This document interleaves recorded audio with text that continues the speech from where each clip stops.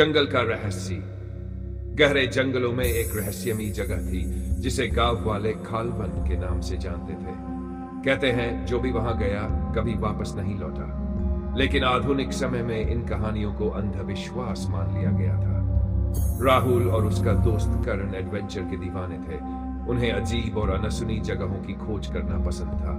एक दिन उन्हें एक पुरानी किताब मिली जिसमें काल्वन का जिक्र था। किताब में लिखा था, यह जंगल सिर्फ उन्हीं को बुलाता है जिनका अतीत इससे जुड़ा होता है। जो इस बुलावे को ठुकराता है वह खुद गायब हो जाता है। राहुल हंस पड़ा।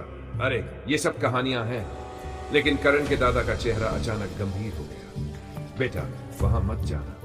जंगल सिर्फ एक जंगल नहीं है, वहां कुछ है जो इंसानों को अपनी ओर खींचता है। पर रोमांच की चाह में दोनों दोस्तों ने चेतावनी को नजरअंदाज कर दिया और जंगल की ओर निकल पड़े। जैसे ही वे जंगल भीतर गए, पेड़ अचानक घने होने लगे। सूरज की रोशनी तक मुश्किल से अंदर आ रही थी।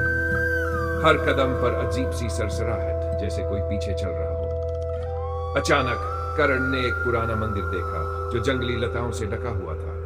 राहुल, ये देखो, करण फुसफुसाया। जैसे ही उन्होंने मंदिर के अंदर कदम रखा, हवा में एक अजीब सी फुसफुसाहट गूंजने लगी। भाग जाओ, भाग जाओ। मंदिर की दीवारों पर अजीब आकृतियां बनी थी, कुछ इंसानों जैसी, मगर उनकी आंखें खोखली थी। तभी राहुल को महसूस हुआ कि किसी ने उसके कंधे पर हाथ रखा है। कौन है? राहुल ने झटके से पीछे मुड़कर देखा, लेकिन वहां कोई नहीं था। करण की आवाज कांप उठी।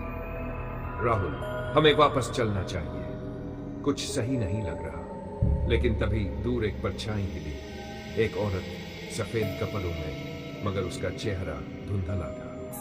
जंगल की सच्चाई। जैसे जैसे वे आगे बढ़े, चारों ओर सन्नाटा गहरा गया। अचानक उन्हें कई पुरानी कब्रें दिखी, उन पर नाम तक मिट चुके थे। राहुल ने कदम बढ़ाया ही था कि अचानक जमीन हिल गई। राहुल, रुक, पीछे हट। करण ने उसे खींच लिया। राहुल ने नीचे देखा, वह एक गहरे कुएं के किनारे खड़ा था। कुएं के अंदर से किसी के रोने की आवाज आ रही थी।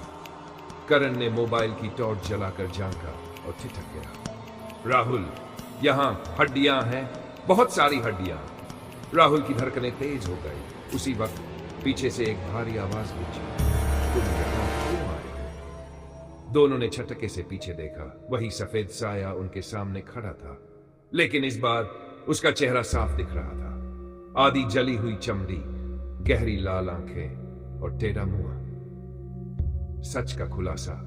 वह साया धीरे धीरे बोली, मैं इस जंगल की पहरेदार हूं। सालों पहले गांव वालों ने मेरे परिवार को जलाकर मार दिया था, क्योंकि उन्होंने जंगल के रहस्यों को उजागर करने की कोशिश की थी। अब जो भी इस जंगल का सच जानता है वह जिंदा नहीं बचता। राहुल और करण का खून जम सा गया। हमें भागना होगा। करण ने राहुल का हाथ पकड़कर खींचा, लेकिन करण की आंखें मूंदने लगी और वह बेहोश होकर गिर पड़ा। राहुल ने उसे उठाने की कोशिश की, लेकिन एक अदृश्य शक्ति ने उसे पीछे धकेल दिया। नहीं! राहुल चीख उठा, लेकिन अब बहुत देर हो चुकी थी। अगली सुबह गांव वालों को पता चला कि दो लड़के जंगल में गए थे। वे खोजबीन करने गए, लेकिन न राहुल मिला न करण। कुछ दिनों बाद गांव का एक और लड़का जंगल में गया। उसने वही पुराना कुआं देखा, लेकिन इस बार कुएं के किनारे दो नए नाम खुदे हुए थे, राहुल और करण। जंगल ने फिर दो और रूहें अपने अंदर कैद कर ली थी और रहस्य जस का तस बना।